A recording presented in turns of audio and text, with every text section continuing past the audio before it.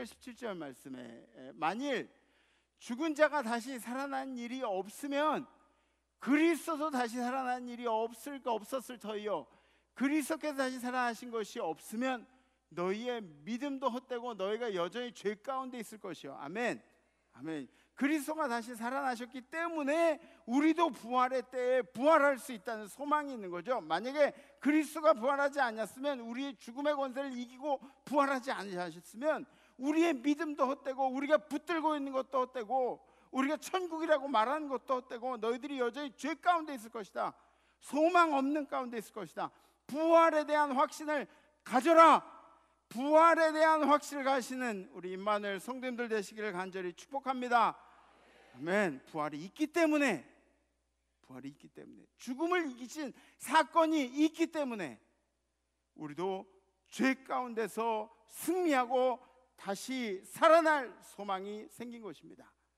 만약에 우리가 이 땅에 보이는 것으로만 만족하고 산다면, 오늘 성경 말씀, 만일 그리스도 안에서 우리가 바라는 것이 다만 이 세상의 삶뿐이면 모든 사람 가운데 우리가 더욱 불쌍한 자, 우리가 이 땅만 바라보고 살아간다. 우리 이 땅만 바라보고 여러분들이 주일날 나와서 예배드리고 아버지한테 혼나면서 제사 안 하고 여러분들의 삶 가운데 막 다른 사람들을 무시당해도 사랑하고 섬기고 절제하고 이런 모든 것들이, 만약에 그렇게 그리스도 안에서 사는 것들이 이 땅에서 그렇게 끝나고 말 것이면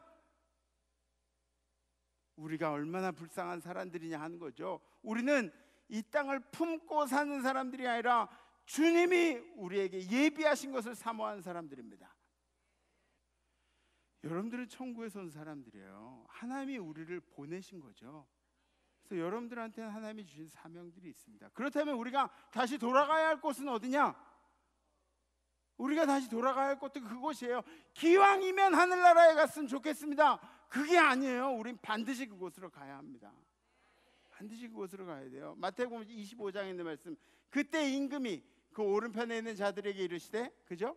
양과 염소로 나눈다 그랬죠? 오른편에 있는 자들에게 이르시되, 내 아버지께 복받을 자들이여 나와 창세로부터 너희를 위하여 예비된 나라를 상속받으라. 예비된 나라를 상속받으라.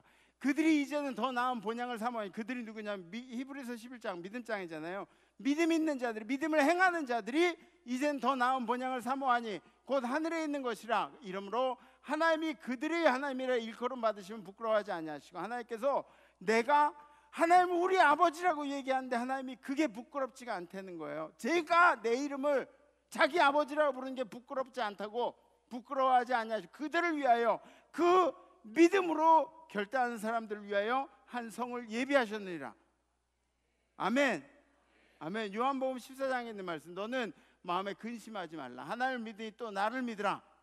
내 아버지 집에 거할 곳이 많도다. 아버지 집에 거할 곳이 그렇지 않으면 너에게 일렀으리라. 내가 너희를 위하여 거처를 예비하러 가노니, 주님께서 우리를 위하여 거처를 예비하러 가노니, 가서 너희를 위하여 거처를 예비하면 내가 다시 와서 너희를 내게로 영접하여 나 있는 것에 너희도 있게 하리라. 그랬더니 이제 예수님이 내가 어디로 가는지 그 길을 너희가 아느니라. 그렇게 얘기하니까 도마가 그러는 거예요. 도마가 이르되 주여 어디로 가시는지 우리가 알지 못하거늘 그 길을 어떻게 알겠습니까? 우리가 주님 가시는 길을 어떻게 알겠습니까? 그랬더니 예수님께서 하신 말씀이, 예수께서 이르시되, 야 무슨 말이냐? 네가 지금 바라보고 있는 내가 곧 길이요 진리요 생명이니, 나로 말미암지 않고, 예수로 말미암지 않고는 아버지께로 올 자가 없느니라. 아멘. 예수님은 우리가 예수의 제자가 되어서 예수가 가신 길을 잘 따라오기를 원하시는 거예요. 예수가 잘 가신 길을 잘 따라가면, 그러면 어디예요? 주님께서 우리를 예비하신 그곳에 이르지 않을까요? 그렇죠?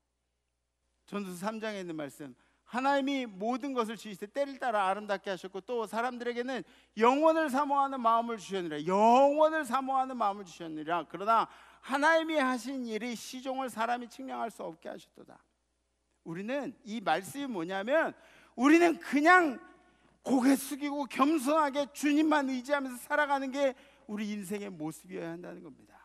자꾸 고개 들고 내가 뭘 아는데, 내가 좀 있는데, 이렇게 하는 게 아니라 영원을 사모하는 마음을 가지고 주님 앞에 겸손해지신 여러분들 되기를 기도합니다. 주님의 나라를 생각하지 않는 사람들, 자기 마음대로 생각하고 자기가 의지하고 싶어하는 것을 의지하고 이런 사람들은 집착할 수밖에 없어요. 가치관이 달라서 그렇죠. 생각이 많이 달라요. 몸이 묶여 있는 것이 아니라 생각이 묶여 있는 거죠. 우리 신앙인들은 어떻습니까? 우리 신앙인들은 결정의 순간이 오면 어떻게 해요? 이게 신앙으로 옳은지 그른지를 판단하는 거죠. 그죠? 신앙인들은 신앙에 빗대어서, 성경에 빗대어서 이게 옳은지 그른지를 먼저 판단하는 겁니다. 주님이 좋아하실지 주님이 싫어하실지 우리의 가치관은 세상과 달라야 합니다. 아멘. 누가복음 4장에 있는 말씀, 주의 성령이 내게 임하셨으니 가난한 자들의 복음을 전하게 하시려고 내게 기름을 부으시고 나를 보내사 포로된 자에게 자유를, 눈먼 자에게 다시 보게 함을 전파하며 눌린 자를 자유롭게 하고. 예수가 마음속에 있는 자들은 자유로울 수 있습니다. 이 생명이 주인이 주님이신데 누가 우리 생명을 주셨는지 모르고 살아가면 그것만큼 비참한 게 어디 있습니까? 저도 이번 추석 때 선물을 많이 받았어요. 여러분들에게 선물을 많이 받았는데 뭐 그 선물들 제가 다 먹으려고 해도 먹지도 못해요. 같이 나누고 또 제가 아는 분들한테 베풀고 또 우리 뭐 직원분들하고도 같이 나누고 뭐 그렇게 했는데, 근데 어떤 선물은 그 이름이 없는 거예요. 이름이 없어요. 여러분들 제발 이름 이렇게 붙여주세요. 이름 붙여주시고 저한테 보냈다고 문자도 보내. 괜찮아요. 우리끼리인데 어때요? 감사한 마음을 감사합니다 이렇게 전해야 되는데 이름이 없으면 그러면 당혹스러워요. 에? 감사는 어디다 해야 되는데 어디다 감사할지 모르는 거죠. 또 우리 인생이 그렇습니다. 우리 인생이 이 땅에서 살아가고 배불리 잘 먹고 한국에서 태어나고 적당하게 노르스름하게 이렇게 생기고 그 뭐 주머니에도 어느 정도 가지고 있고 막 이렇게 행복하게 이렇게 해주셨는데 이게 다 어디서 나왔는지 모르는 거예요. 어디다 감사해야 할지 모르는 거예요. 우리 인생이 주님이 없으면 우리는 얼마나 비참한 인생인지 모릅니다. 주님이 우리 생명의 주인이신데 주님이 계획대로 우리를 인도하고 계시고 있다는 것을 모르면 세상이 억울한 것 투성이죠. 억울한 것. 왜 나만 아픈 거야? 왜 내가 이런 고난을 겪어야 되는 거야? 왜 내 인생이 이렇게 힘든 거야? 왜 내가 죽을 병에 걸려야 하는 거야? 억울한 것 투성이죠. 억울해. 생명의 주인이 누구인지 모르기 때문에, 누가 내 삶을 통치하는지 모르기 때문에. 생명의 주권자가 따로 있다는 것을 알게 되면, 생명의 주권자가 주님이시라는 것을 알게 되면 우리는 고개를 숙일 수밖에 없습니다. 고개를 숙일 수밖에 없어요. 주님이 언제든지 여러분들의 생명에 관여할 수 있기 때문에. 로마서 14장에 있는 말씀, 우리가 살아도 주를 위하여 살고 죽어도 주를 위하여 죽나니 그러므로 사나 죽으나 우리가 주의 것이로다. 아멘. 여러분들이 살아있으나 죽은 몸뚱이나 다 주님의 것이라고 말씀하시죠. 이번 한 주간은 여러분들이 영원한 삶을 사모하는 성도로서 살아가시기를 주님의 이름으로 간절히 축복합니다.